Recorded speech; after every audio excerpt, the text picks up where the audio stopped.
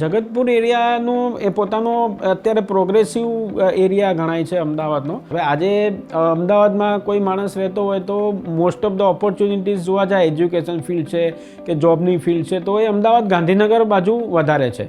એટલે એ એરિયામાં રહેવાનો ત્યાં આગળ અત્યારે એક સ્ટ્રેટેજિક ફાયદો છે. એટલે ત્યાં આગળ ક્લબ હાઉસ છે, પછી વોકિંગ ટ્રેક છે, અને મીન્સ અધર ઇન્ડોર ગેમ્સ પણ ત્યાં આગળ સારી છે, લાઇબ્રેરી છે, મોટો સ્વિમિંગ પુલ છે. એટલે ત્યાં પણ છોકરાઓનું રિક્રિએશન સારું થાય. અને વાસ્તુની રીતે જે આખા જે ફ્લેટ એનું ડેવલપમેન્ટ થયેલું છે, એટલે એમાં એકદમ હવા ઉજાસ બહુ સરસ છે. અને હવા ઉજાસ માણસને સારા મળે એટલે એની હેલ્થ સારી રહેવાની જ છે ઓબ્વિયસલી. અને વોક ટુ વર્ક જેવું છે, travel time less than 10 minutes છે.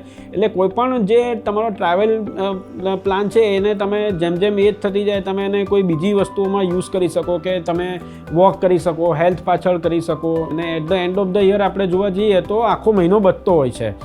12 મહિનાની 10-10 મિનિટ થઈને 365 દિવસે 30 દિવસ થઈ જાય.